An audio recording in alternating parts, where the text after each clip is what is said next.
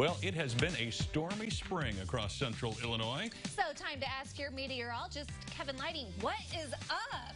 Seriously, what is going on? Also, it's all your fault. Yeah, I kind of knew that one was coming. Yeah, it's been pretty crazy. How many tornadoes are we talking about? Because the number just keeps growing. It does. Well, what's your? Do you know how many? Well, I follow you on Twitter. Okay, so if you follow my Twitter, then you might already. Are we talking about in Illinois? So in our area, central Illinois, how many tornadoes have we had just in the past 7 days? 19. 19.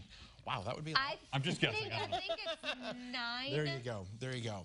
9 different tornadoes just in the past week. And 5 of those have been in either Champaign or Vermilion County. Wow. Crazy. So let's take a look here. I went ahead and put together a little map of these. And so here are your 5. You've got Champaign, Urbana, St. Joe, Muncie, and then we had the Henning tornado that occurred yesterday. So those 5 there. Then we had a 6th over into Piatt County near Cisco. We had a 7th over to Logan County near Lincoln, an 8th that was down in Sangamon County between Cantrell and Broadwell, and then the 9th down into Clay County near Xenia. So there you go with the map, and you can see a bunch of those in Champaign and Vermilion County. So we break it down here. Again, a lot of those were EF1s. Meaning just kind of like a lot of tree damage. Is that right? Is that what I've been seeing? So the scale there, if you look at the bottom, the scale for tornadoes goes from EF0, which is the weakest, 65 to 85 mile-an-hour winds, all the way up to EF5.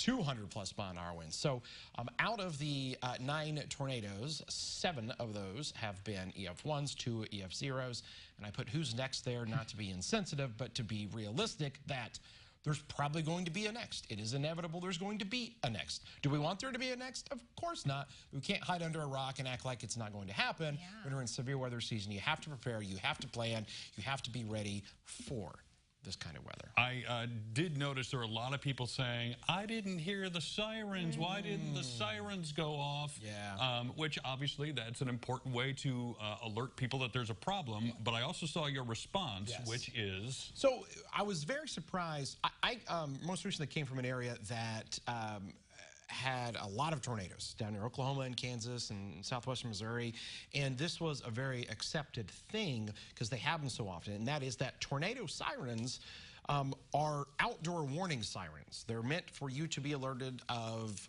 tornadoes when you are outdoors, not indoors. And that's the thing, when I posted that, a lot of people were like, I have never heard that before. I haven't heard that either, honestly. Yeah, very surprised by that. And I was, and that is the thing. Those were meant, of course, back in the day, they were meant for, you know, a nuclear war is going to happen, you know, alert of that, and in the Cold War and all that. That's when those were put in. And then they transitioned, okay, this is going to be an outdoor warning siren to alert you when you're outdoors. They're not loud enough for you to hear inside. So when you are indoors, then what's the weather radio? I know there's the our app. WCIA? Yeah, I know. I brought that up for a reason. The weather app, of course, that alerts you. But, you know, you can turn your volume up really loud with that. Hopefully that wakes you. Now, those weather radios, those things really blast. Oh, yeah, they do. And will really wake you up. And you can get those for like $30 and, you know, plug it in. It's got battery backup, and those go off too up at the app. But you have to have a way to do it. You can't rely upon the sirens for you to get notified, especially when you're inside and sleeping, because there's not a tornado siren, you know, every few miles. There are very few of them across the area. So you can't rely upon that. A lot of people do that and were surprised, and they're like, what? Now, to go back to why the sirens weren't sounded, there wasn't a tornado warning on a lot of these. That will go back to, you know, trying to issue that warning.